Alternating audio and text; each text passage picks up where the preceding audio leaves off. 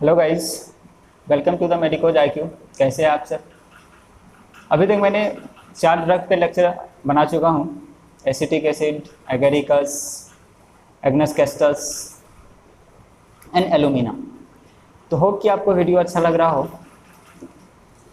अगर वीडियो अच्छा लगे तो आप चैनल को सब्सक्राइब जरूर करें और साथ ही साथ लाइक भी करें और कमेंट एटलीस्ट ज़रूर करें, क्योंकि ये हमारे लिए इंस्पायरेशन होगा कि आपको वीडियो कैसा लग रहा है, नहीं लग रहा है। ठीक है, तो उस अकॉर्डिंग हम प्रोसीड करेंगे। अगर कोई सजेशन भी हो तो you can give.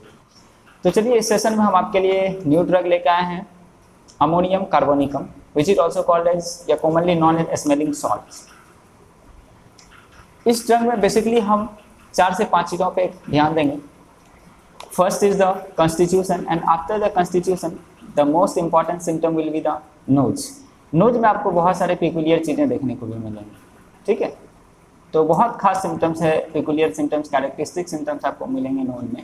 And after the nose we'll study about the throat and the respiratory system, respiratory symptoms and the respiratory complaint.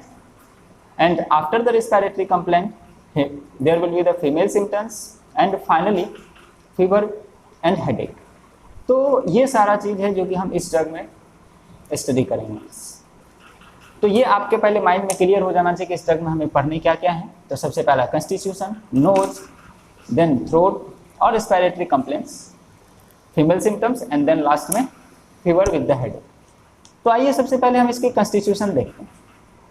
Mainly अगर हम बात करें अमोनियम कार्ब की, तो ये बेसिकली ओमेन और चिल्ड्रन में दिया जाता है। ठीक है, तो ओमेन और चिल्ड्रन, जो इसके ओमेन होती है, पहले ओमेन को देखते हैं कि किस तरह की ओमेन होगी।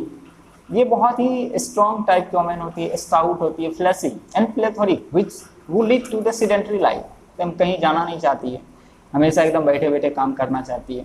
ठीक है, प्लेथोरिक टाइप की होती है और हो सकता है कि डेलिकेट ओमेन भी हो।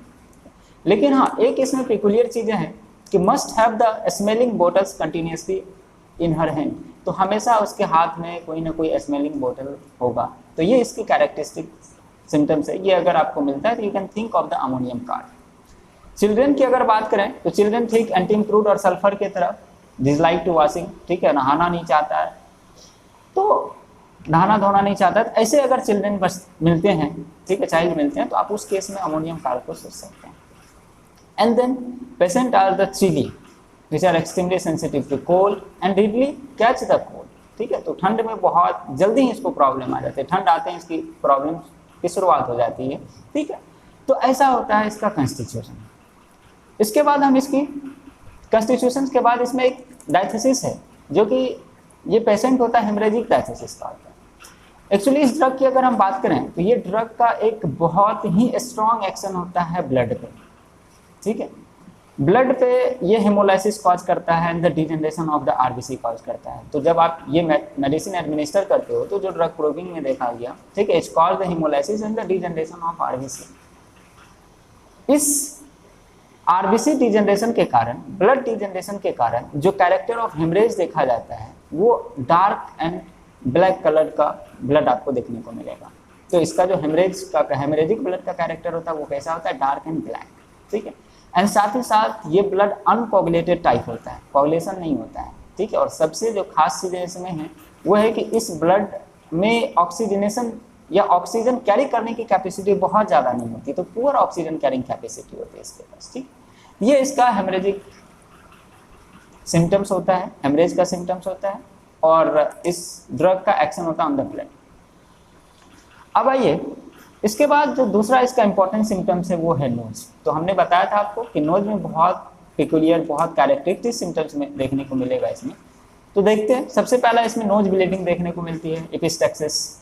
और कब? जब ये सुबह में, मॉर्निंग में जब फेस अपना धोने जाता हो, ठीक है, या फिर हाथ धोने जाता हो, तो उस टाइम पे नोज ब्लीडिंग देखने को मिलती है। या खाना खाने के बाद कभी कभी नोज ब्लीडिंग या एपिस्टैक्सिस देखने को मिलती है।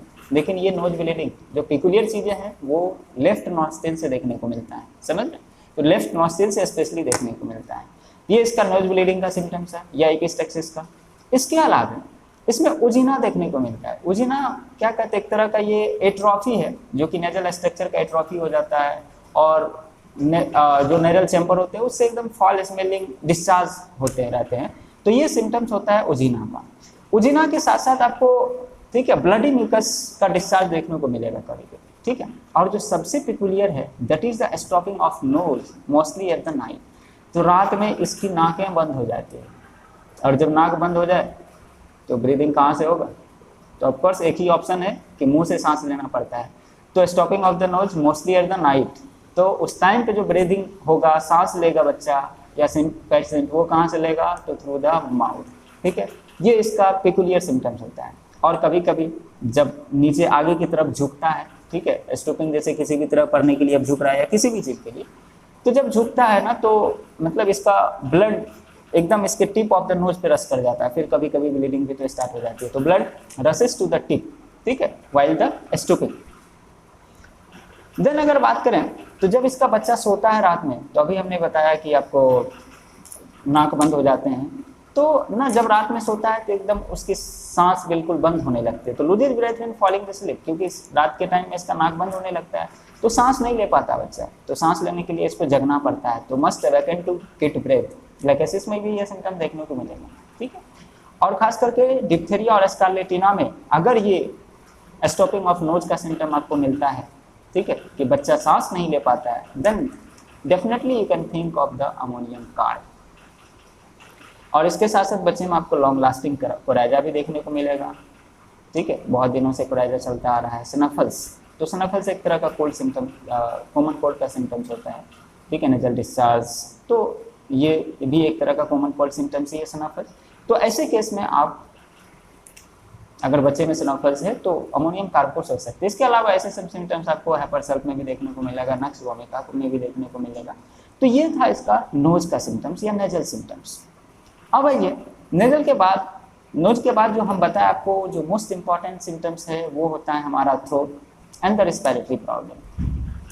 थ्रोट में भी इसमें पिकुलियर सिम्टम देखने को मिलता है, खास करके डिप्थेरिया और स्कारलेटिना फीवर के केस में जो इसका थ्रोट देखने को मिलेगा, ये प्यूट्रीड हो जाता है, एकदम बहुत ही ज़्यादा फॉल स्मेलिंग हो जाता है, गंदा स्मेल करता है, अनप्लीजेंट स्मेल करता है, और थ्रोट में सोरनेस देखने को मिलेगा, ठीक है।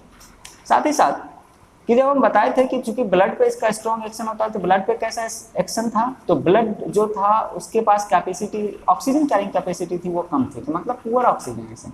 तो इस पुअर ऑक्सीजनेशन की वजह से इसके टॉन्सिल्स और जो ग्लैंड्स होते हैं वो इन्फ्लेम्ड हो जाते हैं, ठीक है, और उसमें इन्फ्लामेशन हो जाती है, इनलार्ज हो जाते हैं, और टेंडेंसी टू गैंग्रीनस अल्सरेशन होता है, उसमें ना एकदम गैंग्रीनस अल्सर टाइप का धीरे धीरे डेवलप करने लगता है। तो ये होता है उसके पुअर ऑक्सीजनेशन के कारण, ठीक है।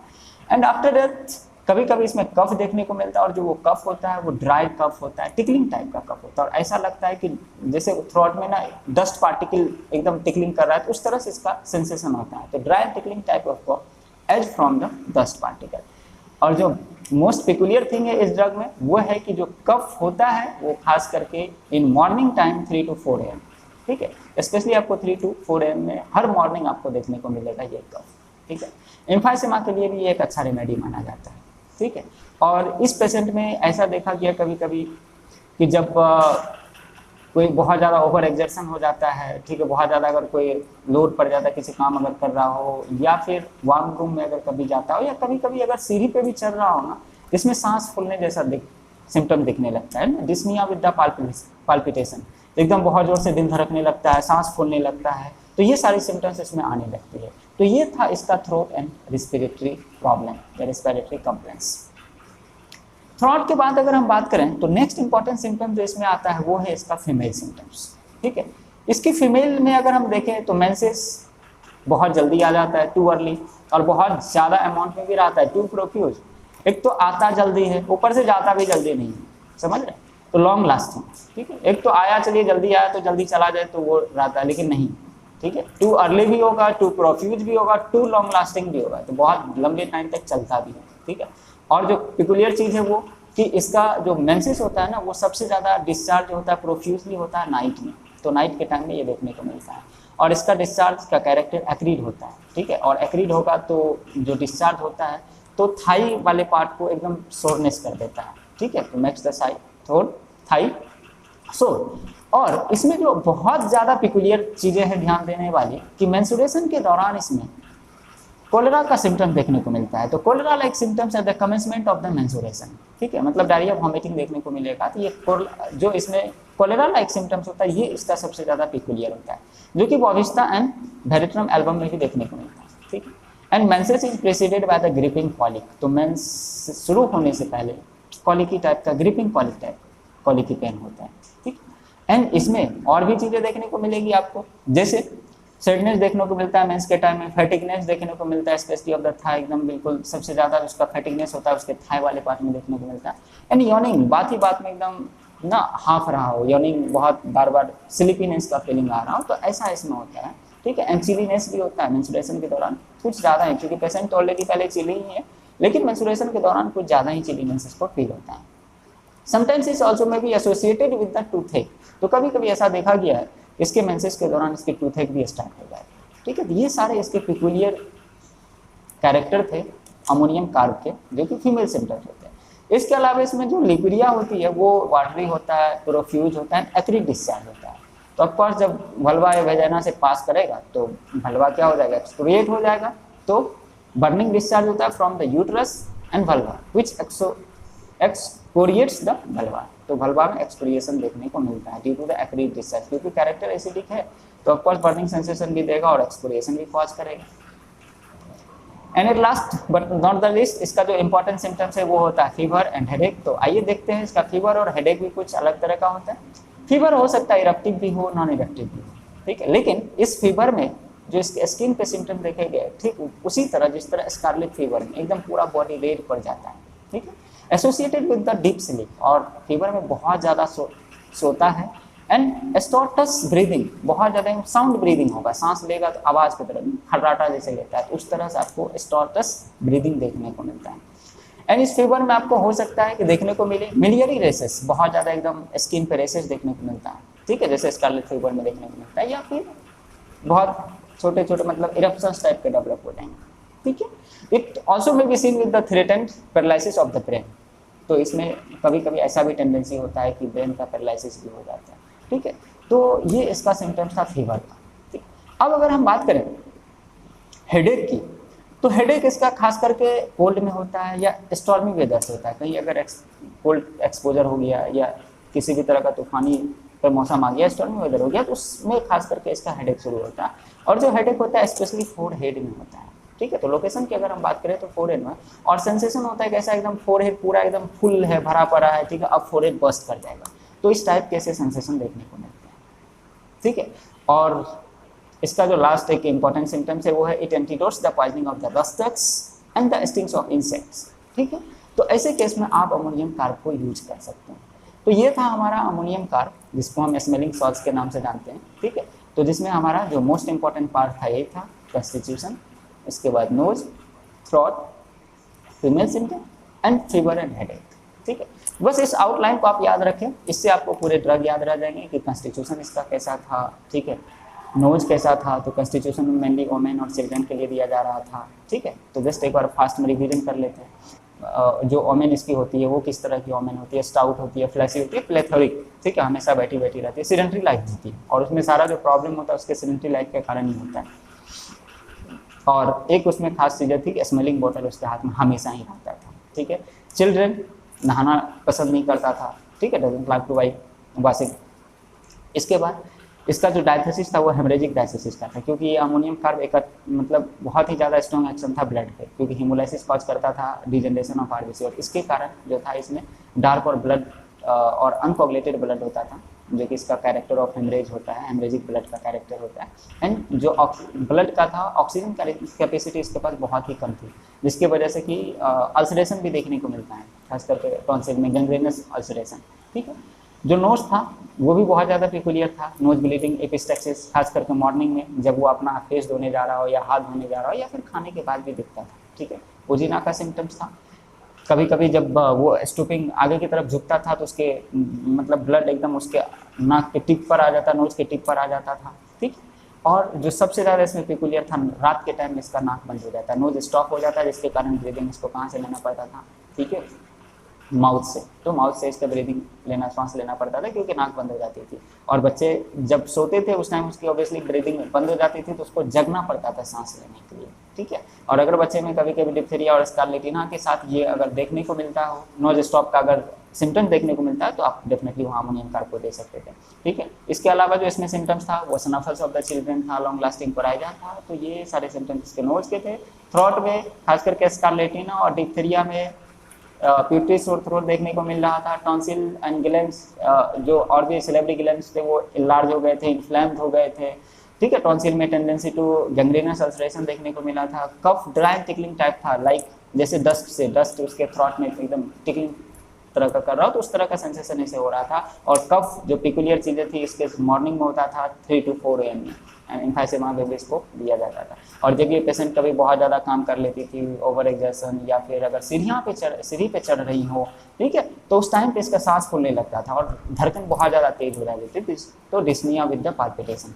और फीमेल सिम्टम्स कैसा था, तो फीमेल सिम्टम्स मेंसेस एक तो बहुत जल्दी आया, बहुत प्रोफ्यूजली आया और लंबे टाइम के लिए रह भी जाता है, जाना भी नहीं चाहता है, तो too early, too profuse and too long lasting, ठीक है। एंड साथ में जो इसका बहुत ज़्यादा प्रोफ्यूजनेस बढ़ जाता था वो नाइट टाइम में बढ़ता था। और जो सबसे खास बात है इसमें थी cholera like symptoms appears at the commencement of the menstruation, ठीक है। मेंस्ट्रुएशन के साथ कोलेरा लाइक सिम्टम्स भी देखने को मिलेगा। मेंसेस आने से पहले ग्रिपिंग कॉलिक टाइप का पेन इसे देखने को मिलता है। और इसमें यॉर्निंग एंड चिलीनेस मेंस्ट्रुएशन के टाइम में बहुत ज़्यादा था। और जो फैटिगनेस था सबसे ज़्यादा इसके थाई में था, ठीक है। लिकोरिया कैसा था, एक्रिड था, वाटरी प्रोफ्यूज डिस्चार्ज हो रहा था, बर्निंग डिस्चार्ज हो रहा था फ्रॉम द यूट्रस एंड भलवा को ये एक्सोक्रिएट कर रहा था, क्यों, क्योंकि एक्रिड डिस्चार्ज इसलिए, ठीक है। एंड फीवर एंड हेडेक, जो फीवर था वो इरेप्टिव भी हो सकता है, नॉन इरेप्टिव भी हो सकता है, ठीक है। और ठीक स्कारलेटिना फीवर की तरह इसका बॉडी एकदम पूरा का पूरा रेड हो जा रहा था, ठीक है। और इस फीवर के दौरान ये सोता भी बहुत ज़्यादा था, ठीक, बट टोरस ब्रीदिंग हो रहा था, आवाज़ एकदम साउंड ब्रीदिंग हो रहा था, राइट। इसके अलावा बॉडी पे आपको बहुत सारे मिलियरी रेसेस देखने को मिल सकते थे, या फिर कभी कभी ब्रेन के पैरालिसिस भी होने का चांसेस होता है, ठीक है। एंड हेडेक अगर देखें तो कोल्ड एक्सपोजर से और स्पेशली स्टॉर्मी वेदर में, और ये हेडेक कहाँ था, फोरहेड में हो रहा था। और सेंसेशन कैसा था, तो feeling fullness of the head, forehead, ठीक है। और कभी कभी ऐसा लगता था फोरहेड वुड बर्स्ट, ठीक। And it antidotes the poisoning of Rhus tox and stings of insect, ठीक है। तो ये था आज के लिए हमारा अमोनियम कार्ब, ठीक है। इसके बाद फिर हम मिलेंगे नेक्स्ट जगह, ठीक है। पढ़ाई करिए और एलन को आप अच्छे से जाकर रीड करिए। और इस सिम्टम्स को एकदम एक माइंड में आप इस तरह से हर ड्रग में हम कोशिश करते हैं कि हम एक माइंड में आपको दें, ताकि ये आपको याद रखने में हेल्प करेगा। क्योंकि मटेरिया एक ऐसा पेपर है कि इसको आप जितना बार पढ़ेंगे, बार बार पढ़ रहे हैं, फिर बार बार भूल जाएंगे। तो इस तरह का अगर ट्रेडिशनल मेथड हम अपनाते रहे तो फिर कोई फायदा नहीं होता। तो हमेशा हमारी कोशिश ये होना चाहिए कि मिनिमम एफर्ट मैक्सिमम रिजल्ट, कि हमारी एफर्ट कम से कम होनी चाहिए, रिजल्ट ज़्यादा से ज़्यादा। ये तभी हो पाएगा जब एक ड्रग को आप अच्छे ढंग से आउटलाइन बना के रखेंगे, इस ड्रग में आखिर है क्या क्या चीज़ है। तो ये पॉइंट अगर याद रहेगा ना तो खुद ब खुद आपको सिम्टम्स याद आने लगेंगे। अच्छा, इसका नोज ऐसा था, इसके थ्रोट में ऐसी प्रॉब्लम थी, फीमेल सिम्टम्स इसका ऐसा था, वो खुद ब खुद आने लगेगा, ठीक है। तो आज इसमें इतना ही, फिर मिलते हैं नेक्स्ट ड्रग में। Thank you.